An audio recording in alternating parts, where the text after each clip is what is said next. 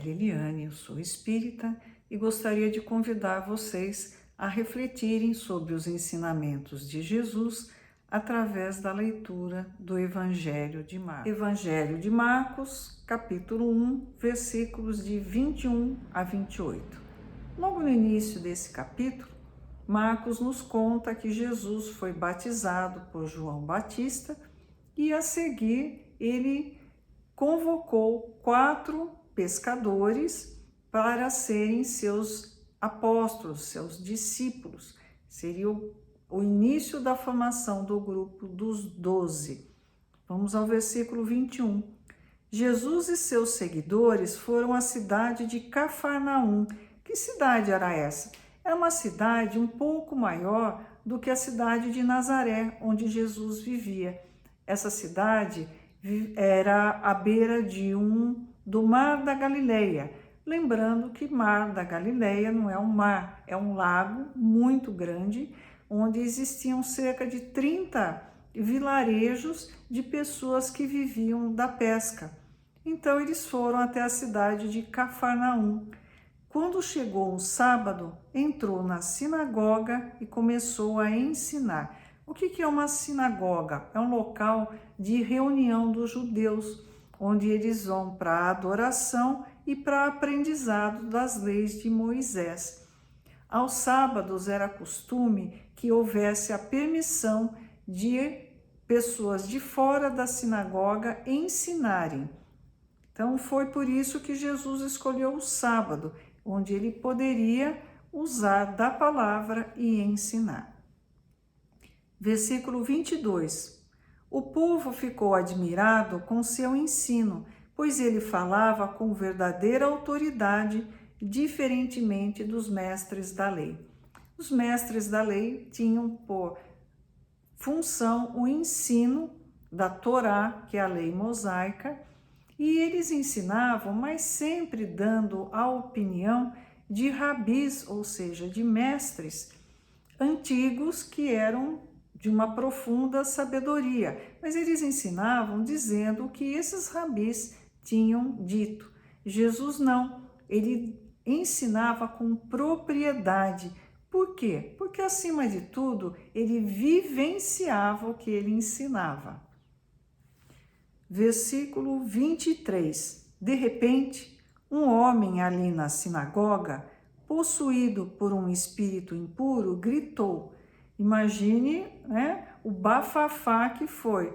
Todo mundo lá, sério, compenetrado, estudando a palavra de Deus, e um homem entra e começa a gritar.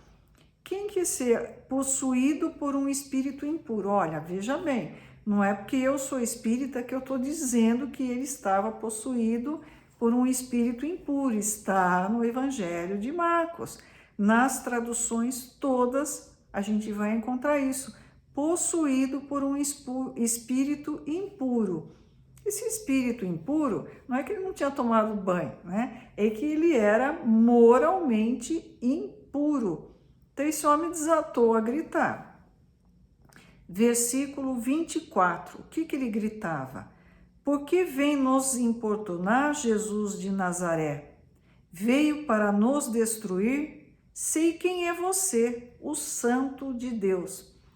Em primeiro lugar, ele usa o plural, porque vem nos importunar. Então, provavelmente, não era um único espírito que estava lá atuando nesse homem, eram vários. Veio para nos destruir? Sei quem é você, o Santo de Deus. Quem é o Santo de Deus? É um espírito puro, sem pecado, enviado por Deus. Por que ele disse, eu sei quem é você? Porque tinha uma crença antigamente que se você falasse o nome de um espírito, você tinha poder sobre ele. Em filmes de exorcismo a gente vê isso, fala o seu nome, fala o seu nome.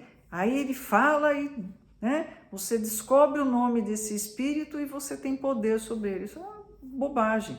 O único poder que você tem é a ascensão moral, ou seja, você tem que ter moral para querer pedir para que esse espírito se afaste.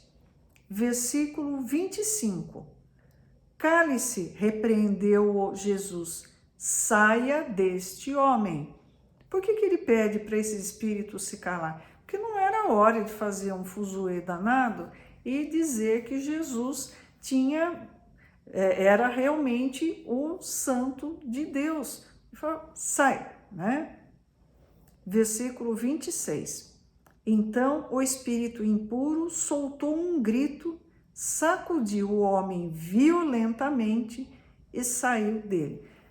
Nós espíritas sabemos, não é que o espírito estava dentro do corpo do homem, chacoalhou para sair. Não, ele estava atuando sobre esse homem e quando ele se afastou, devia ter um vínculo muito grande entre eles e houve essa contorção do homem, né, quando esse espírito se afastou.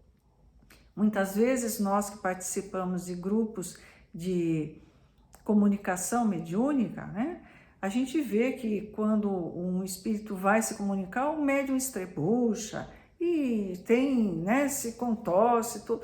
Não há necessidade disso. Através da educação mediúnica, o médium vai aprender que não há necessidade de nada disso. É claro que às vezes isso acontece, mas é uma exceção e não a regra. Versículo 27. Todos os presentes ficaram admirados e começaram a discutir o que tinha acontecido. Que ensinamento novo é esse? Perguntavam. Como tem autoridade? Até os espíritos impuros obedecem às ordens dele. Então o povo ficou de olho arregalado. Versículo 28. As notícias a respeito de Jesus se espalharam rapidamente por toda a região da Galileia. É claro que na época não tinha WhatsApp, Instagram, Facebook, YouTube, mas a notícia corria.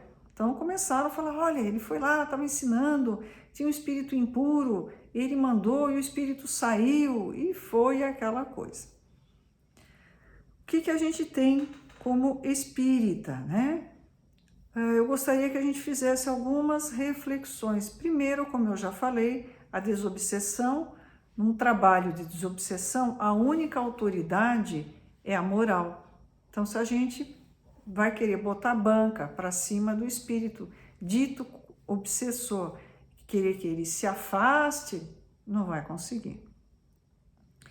Segundo, o obsessor não é um inimigo a ser vencido, é um irmão que está precisando de ajuda, assim como nós, em algum momento da nossa existência, precisamos também.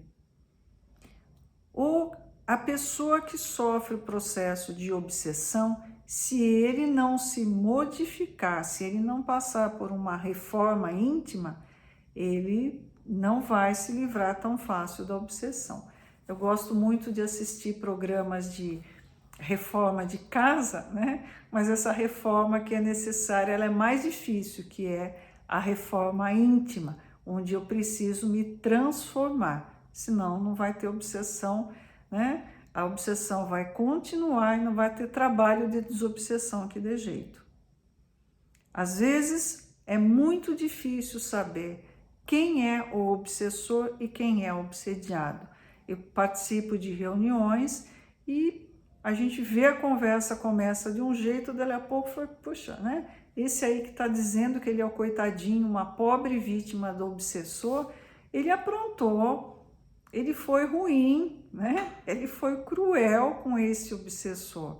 Então a gente não sabe, na verdade, quem é obsediado e quem é o obsessor. As coisas acabam se misturando um pouco. E daí, o que eu faço? Nada. O obsediado precisa de ajuda e o obsessor também. E eu também. Todos somos filhos de Deus e que precisamos da misericórdia, da compaixão de Deus para os nossos erros, que são muitos. Então, quando as pessoas falam, espiritismo não pode porque a Bíblia condena, vai ler direitinho, vai estudar o Evangelho, vai ver que aqui diz que ele estava com um espírito impuro e que Jesus afastou esse espírito. Então, vai entender um pouquinho antes de falar bobagem, não é? Se vocês quiserem, deixem seus comentários, inscrevam-se no canal, é uma maneira de vocês estarem sempre sabendo quando os vídeos são postados. E compartilhem. Quanto mais pessoas tiverem conhecimento do Espiritismo, mais a possibilidade de nós termos um mundo um pouquinho melhor, porque elas vão acabar se transformando. Que Jesus nos abençoe e nos ilumine.